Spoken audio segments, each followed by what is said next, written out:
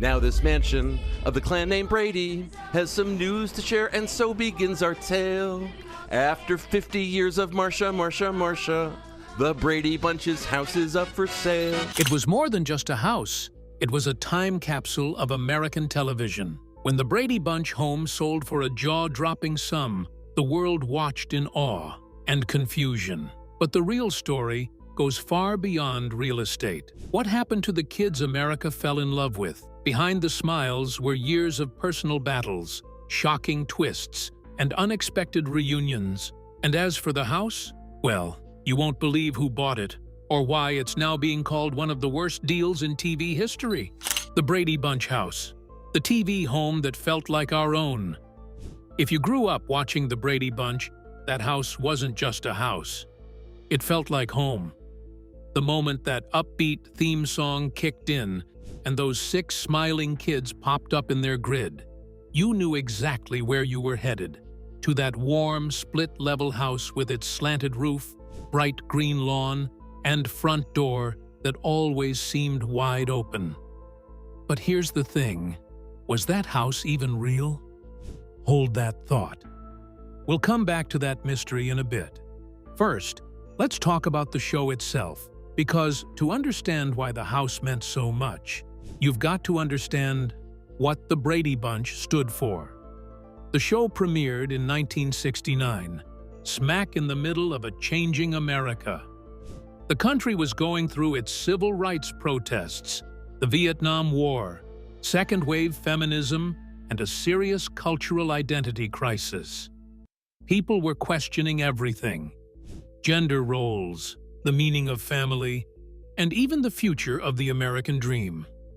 Into that whirlwind came the Brady Bunch, a cheerful little sitcom with a very different kind of family, one that somehow made everything feel okay again.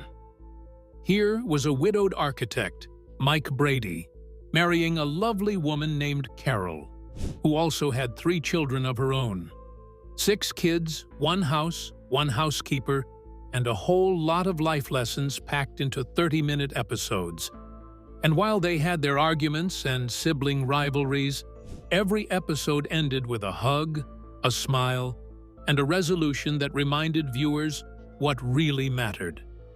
The secret sauce? The tone. Unlike other sitcoms of the time that leaned into satire or dark humor, the Brady Bunch chose optimism.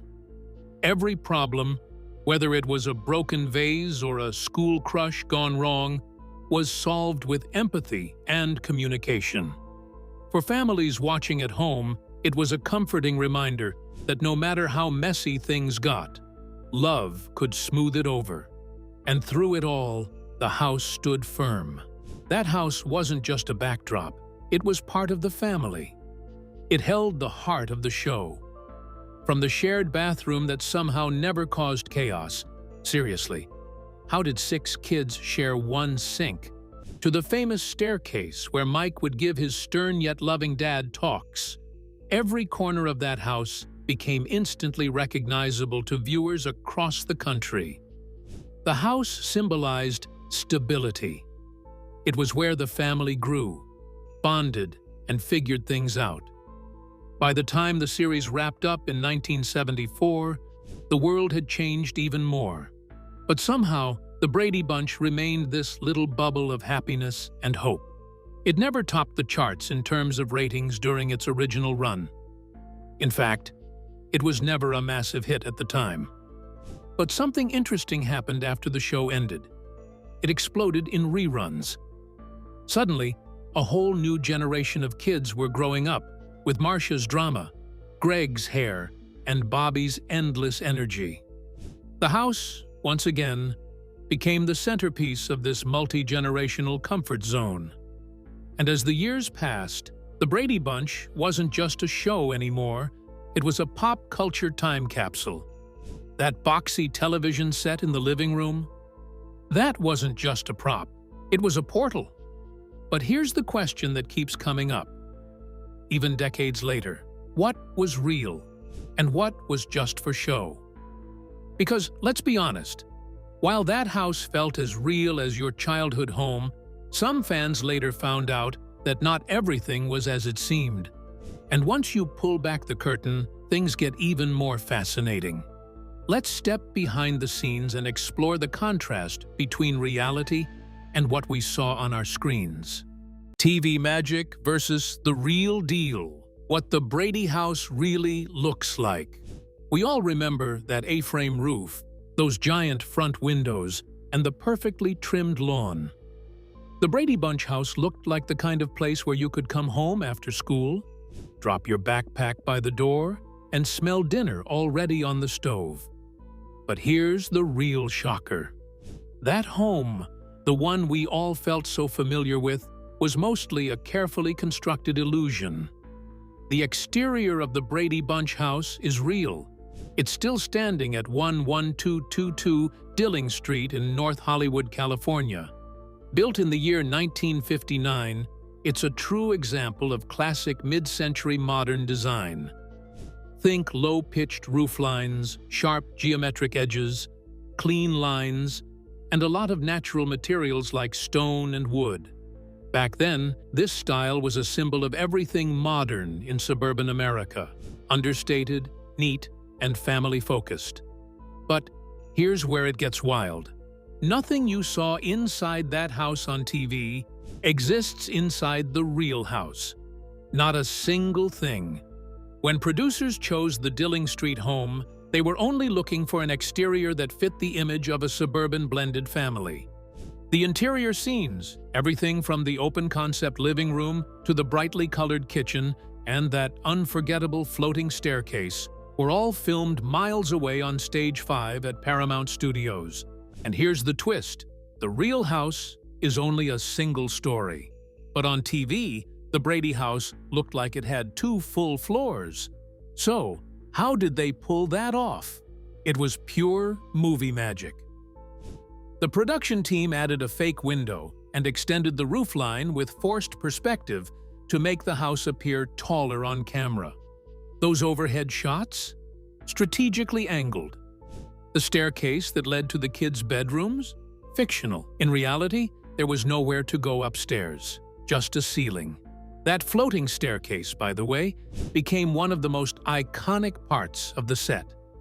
It's where Greg stormed off after losing his room, where Marcia had her dramatic teenage meltdowns, and where Mike Brady delivered some of his most heartfelt dad wisdom speeches.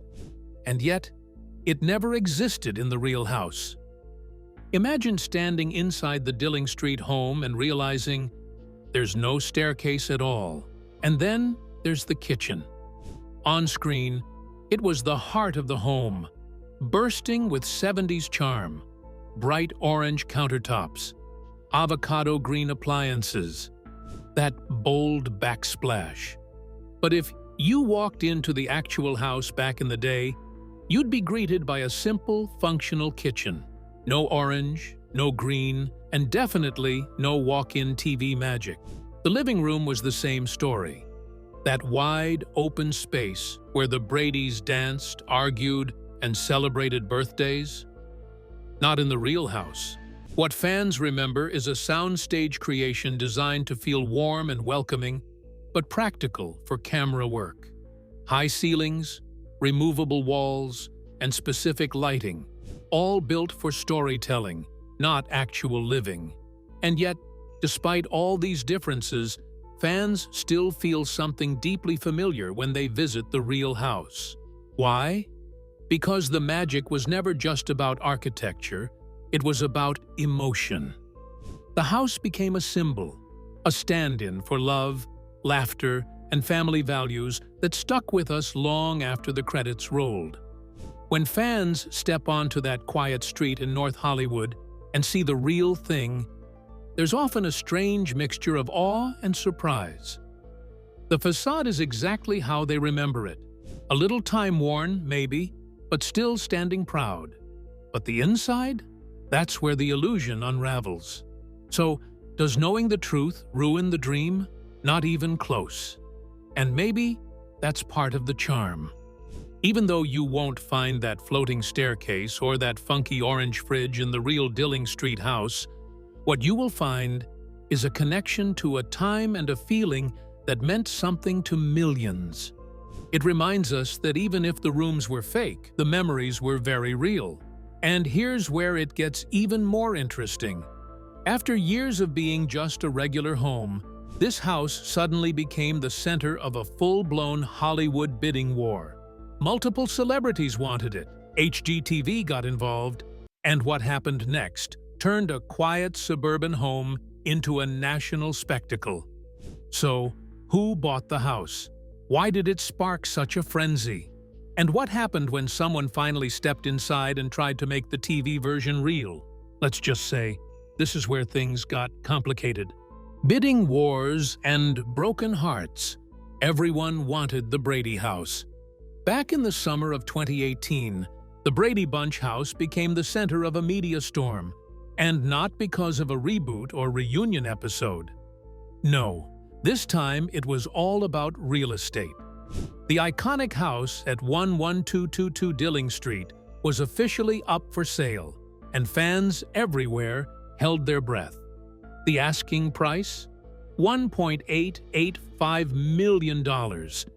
That might sound like a lot, but for a home as legendary as this one, it felt surprisingly low. Why? Because this wasn't just any house, it was the Brady House. The same exterior millions had seen for decades on TV. The same house that became a symbol of love, laughter, and clean family fun. People weren't just looking to buy a home, they were trying to own a piece of television history. And soon, it became clear. This sale wasn't going to be quiet or simple. The moment the listing went public, the buzz was immediate. Fans, investors, and celebrities alike rushed to express interest. But the most public and passionate bid came from none other than Lance Bass, former NSYNC star and lifelong Brady Bunch superfan. Lance wasn't just casually browsing Zillow when he found the listing. He had grown up glued to the screen, watching Greg and Marcia and the gang. The Brady House was personal for him. Lance moved fast. He made a strong offer, much higher than the listing price, and was feeling confident. On social media, he beamed with excitement.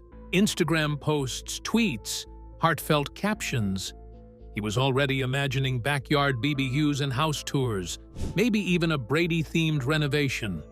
Fans cheered him on, thrilled that someone who truly appreciated the home might end up with the keys. But then, something unexpected happened. Just when it looked like Lance Bass had sealed the deal, a mystery buyer swooped in. And not just any buyer. This was a major player with deep pockets and a very specific purpose: HGTV. Yes, the beloved home renovation network had been quietly watching the bidding unfold and decided to make their move. Their offer? A jaw-dropping $3.5 million. That was nearly double the original asking price and significantly more than what Lance had put on the table. The news hit hard. Lance Bass took to social media to share his disappointment. You could feel the heartbreak in his words. "I feel like I've been punched in the gut," he wrote. It wasn't just about losing a bidding war, it was about missing out on a dream that meant something deeply personal. Still, in true Lance fashion, he handled the blow with grace. He congratulated HGTV, admitting that they had more resources and expressing hope that they would treat the home with the care and respect it deserved. And that's where things got even more interesting. HGTV didn't just buy the house to flip it for profit. They had a vision, a big one. They weren't interested in turning it into a modern smart home or luxury rental. They planned to restore the inside of the house so it matched what viewers saw on screen. Remember, the real house had never been used for interior shots, which were filmed on a studio lot. HGTV wanted to bring those fictional interiors to life, for real. Imagine walking into that house and actually seeing the orange kitchen, the iconic floating staircase, the groovy living room where so many memorable Brady moments took place. That was the dream HGTV promised. And they had the tools, the talent, and the television power to make it happen. This wasn't just about money. It was about legacy. For fans, the sale became symbolic. It proved that the Brady House was more than just bricks and beams. It was an emotional landmark, a place woven into their childhoods and family traditions. Even if they couldn't live there, knowing that someone was going to preserve its magic offered a bit of comfort. And Lance, well, he may have lost the house, but he won a lot of hearts with how he handled it. Fans admired his passion and his grace. He reminded everyone that the Brady Bunch wasn't just a show. It was a feeling, a memory, a slice of innocence that so many of us still cling to. But with HGTV now holding the keys, a new chapter was about to begin. Could they really recreate the impossible interiors of a soundstage?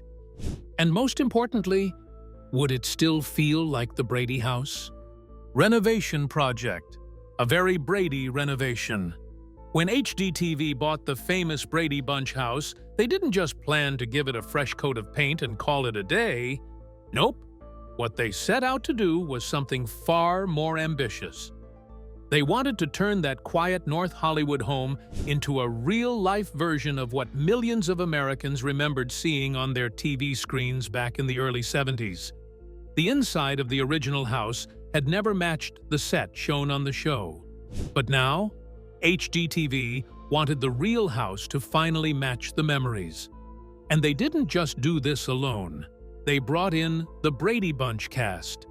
The original 6 Brady kids, Maureen McCormick, Marcia, Eve Plumb, Jan, Susan Olsen, Cindy, Barry Williams, Greg, Christopher Knight, Peter, and Mike Lookinland, Bobby, returned to help. And it wasn't just for show. These actors had lived in that fictional space for years during filming, and they remembered every odd wallpaper pattern, every quirky lamp, and the layout of every room. Their emotional reactions weren't scripted. Many of them were clearly holding back tears when they walked into the completed home. How often does a TV set you filmed on as a teen suddenly exist in real life, right in front of your eyes? But let's be honest, making a single-story home look like the 2-story Brady house we all remember? That was a massive challenge. HGTV's renovation team had to do more than just decorate. They had to demolish parts of the house, build an entirely new second floor, and rework the structure while still preserving the iconic look of the original exterior. One of the trickiest parts? Recreating that famous floating staircase in the living room. It had to look exactly like the one Mike Brady walked down in his button-up shirt and tie. And somehow, they pulled it off. Every angle, every railing, every step. It was all spot on. But it wasn't just about the big things. The designers obsessed over the tiny stuff. They hunted down authentic 70s decor, orange and green kitchen accents, flower-patterned wallpaper, and even that ceramic horse statue in the living room. They recreated the exact kid's bedroom wallpaper. They even had the green refrigerator custom-built to match the one in the show's kitchen. The kitchen table? Vintage. The dining chairs? Found and restored.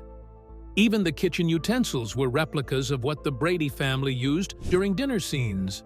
So when the Brady cast returned for the final reveal, it wasn't just nostalgia. They felt like they were stepping into a time machine. One of the cast members even whispered, "I feel like Mom and Dad are about to walk down those stairs." That's how real it felt. And maybe that's the biggest compliment of all.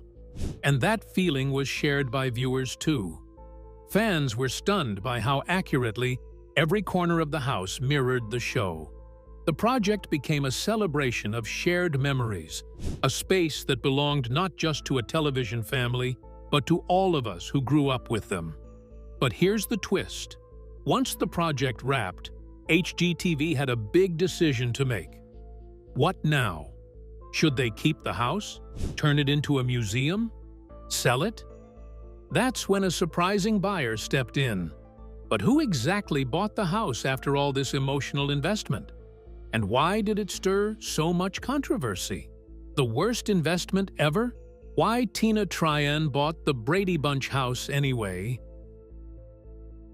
In the summer of 2023, the Brady Bunch house hit the market again, and this time, the price tag dropped jaws. $5.5 million.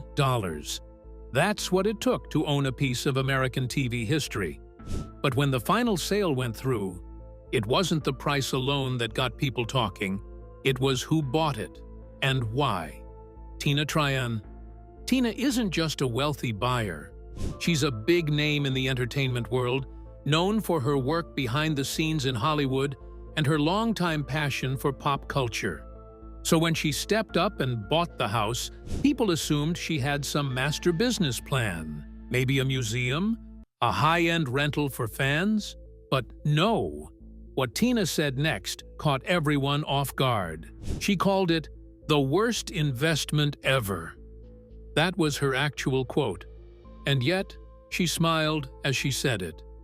Now, that sounds crazy at first, until you hear her explain.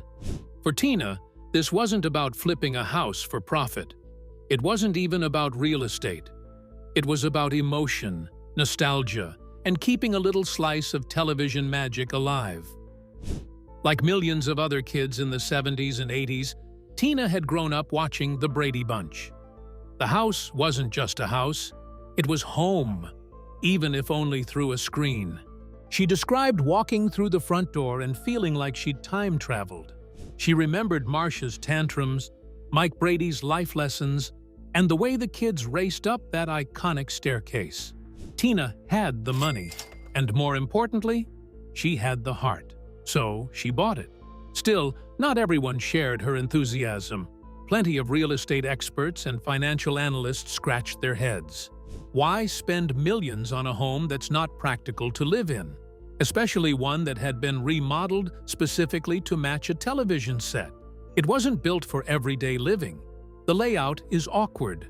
The market appeal is narrow.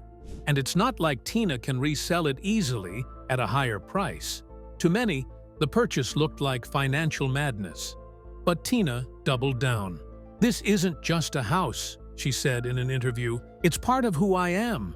It's part of American television history. I didn't buy it to make money. I bought it because it mattered." And maybe that's the key difference. Tina didn't invest in the house. She rescued it. She gave it a future. She became the next caretaker in its long, weird, emotional legacy. Will it pay off financially? Probably not. But emotionally, to millions of fans still clinging to the golden glow of 70s TV, Tina's decision made perfect sense. So what's next for the house? Will she open it up to fans? Keep it private? Turn it into a living museum? We don't know yet. But here's another question that's got people curious. What about the cast members? The kids who helped make the house so iconic in the first place? Where are they now? What have they been doing since leaving that groovy TV world behind? You might be surprised by how their lives turned out. Where are the Brady Bunch stars now? You probably remember Maureen McCormick as Marcia Brady, the picture-perfect eldest daughter with shiny blonde hair, a winning smile, and all the boys chasing after her. But what happened after the camera stopped rolling? Well, Maureen's role as Marcia on the Brady Bunch catapulted her into stardom during the early 1970s. From there, she kept the momentum going with appearances on shows like Fantasy Island, The Love Boat, and Teen Angel. She didn't just stick to television either. Maureen was a regular in all the Brady Bunch spin-offs, including The Brady Kids, The Brady Bunch Hour, The Brady Brides, and the made-for-TV movie A Very Brady Christmas. She even dipped her toes into daytime drama, appearing in the soap Passions. In the 80s and 90s, Maureen traded TV sound stages for the theater spotlight. She played Wendy Darling in Peter Pan and even stepped into the leather jacket of Betty Rizzo in Grease. But it wasn't all smooth sailing. Behind the scenes, Maureen struggled with substance abuse and depression, something she bravely opened up about in later years. Her challenges were real, and they affected her career, but they didn't stop her from finding happiness. She married actor Michael Cummings in the year 1985, and they welcomed a daughter, Natalie, in 1989. The two have stayed together ever since, a rare thing in Hollywood. And guess what? Maureen made a comeback in a totally different way when she competed on Dancing with the Stars in its 23rd season. She placed 8th, not bad for someone who had been out of the spotlight for a while. She's now 68, still charming as ever, and seems to be living a quieter, more peaceful life. Then there's Barry Williams, who played Greg Brady, the oldest of the Brady kids, and forever the cool big brother.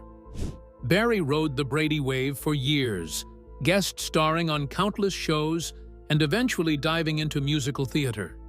He took on major roles in stage productions like Grease, The Sound of Music, Pippin, and West Side Story, not just reliving his TV past, but proving he had real chops. Barry also stayed loyal to his Brady roots, returning for spin-offs and specials. But in 1992, he added author to his resume with his autobiography, Growing Up Brady, I Was a Teenage Greg. The book didn't just sell well, it was turned into a TV movie that same decade. Personally, Barry's life was a bit of a roller coaster. He was briefly married to Diane Martin in the early 90s, and then to Isla Mary Matt in 1999. They had a son, Brandon, before parting ways. In 2012, Barry welcomed a daughter, Samantha, with his former partner Elizabeth Kennedy. He finally found lasting love when he married Tina Mahina in 2017. Now, 70 years, Barry's still got rhythm. He joined The Masked Singer in 2022 and danced his heart out on the 32nd season of Dancing with the Stars, where he finished in 7th place. And who could forget Jan Brady? Always feeling like she was living in Marcia's shadow, Eve Plumb played the middle daughter with a relatable mix of insecurity and sass. When the Brady Bunch ended, Eve took a sharp turn into more dramatic roles.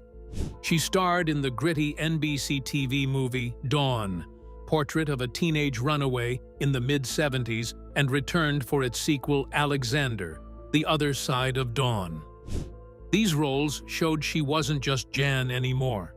She could take on serious characters too. Eve also made guest appearances on a slew of shows. Here's Lucy, Wonder Woman, Murder, She Wrote, Fantasy Island, and even All My Children. And yes, she came back for nearly every Brady reunion special. In her personal life, Eve was briefly married to Rick Mansfield from 1979 to 1981. But her lasting relationship began in 1995 when she married Ken Pace. The two have built a quiet, artistic life in Laguna Beach, California. Eve, now 67, is also a successful painter. Her artwork, bright, colorful, and full of character, has been featured in galleries across the United States. Isn't it fascinating how Jan Brady found her voice through a paintbrush? Let's talk about Peter Brady, the awkward middle brother played by Christopher Knight. Post-Brady, Christopher didn't exactly vanish. He popped up in shows like Joe's World, Happy Days, The Love Boat, The Bold and the Beautiful, and even a cheeky appearance on That 70s Show. But where things really got interesting was when Christopher joined The Surreal Life in the early 2000s. On that show, he met and fell in love with America's Next Top Model winner, Adrienne Curry. Their relationship was wild, messy, and very public, and they tied the knot in 2006. Before Adrienne, Christopher had already been married twice, to Julie Schulman in the late 80s, and then to Tony Erickson in the 90s. After his divorce from Adrienne in 2013, he found love again and married Cara Kokonas. Now 67, Christopher still makes the occasional TV appearance. He showed up on Celebrity Food Fight and joined The Masked Singer in the US version. Do you think he misses being Peter Brady, or is he happy finally being Christopher Knight? Then there's Cindy Brady, the baby of the bunch, played by Susan Olsen. Remember those pigtails and that lisp? Iconic. Susan was just a child when she became a household name, and while she stayed involved in Brady projects and had roles in a few TV movies, she struggled to break out of her childhood image. In fact, casting directors didn't take her seriously. In a candid interview with People in 1999, she said, "I'd get an audition to play a tough street person or a drug addict, and the response was always, 'We can't hire Cindy to play that role.'" Susan married Steve Ventimiglia in the late 80s and later Mitch Markwell in 1995. They had a son named Michael before splitting in 2004. Now in her early 60s, Susan mostly keeps a low profile. But in 2023, she did appear at a Hollywood museum event honoring motion picture mothers, a nonprofit that's been around since 1939. Meanwhile, Mike Lookinland, who played Bobby Brady, the youngest Brady brother, didn't stay in the limelight for long. After the original series and the spin-offs wrapped, Mike moved away from acting.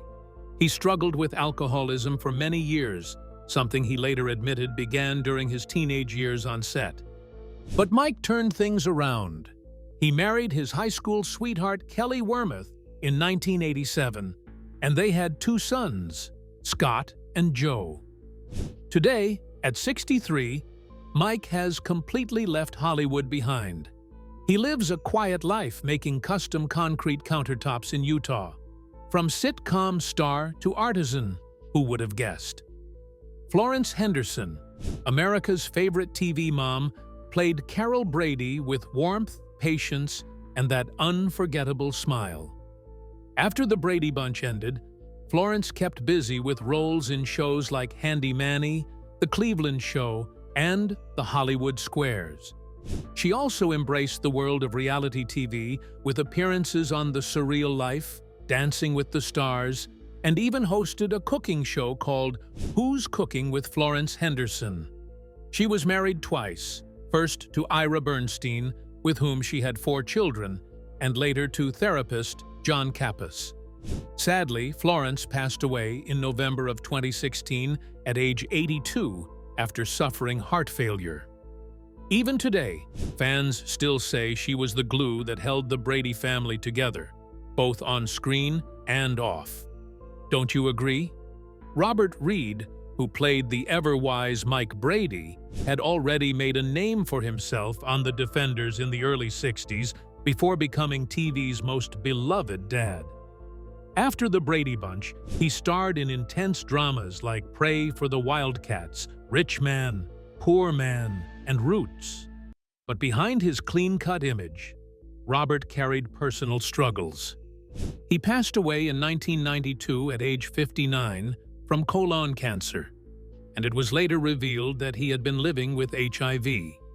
He had also kept his homosexuality a secret for most of his life, a decision that Florence Henderson later said was likely necessary at the time.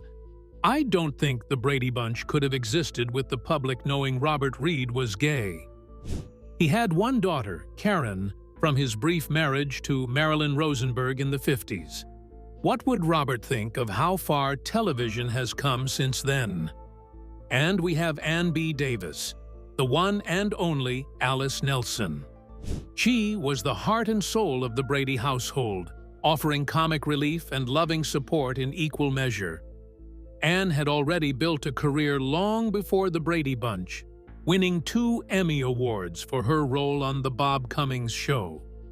After the Brady Bunch, Ann kept her appearances limited, but she always showed up for Brady reunions. Later in life, she turned her focus to religion and community service, living in a religious commune and studying theology. Ann never married and lived a very private life.